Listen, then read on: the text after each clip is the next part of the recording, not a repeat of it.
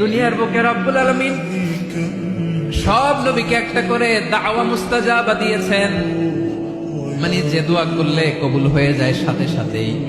দাও বিহা, দুনিয়ার সব নবীরা ওই দোয়াটা দুনিয়ায় করে ফেলেছে। সব নবীকে আল্লাহ একটা করে দোয়া দিয়েছে। বিশ্বনবী বলেন আমি করি নাই।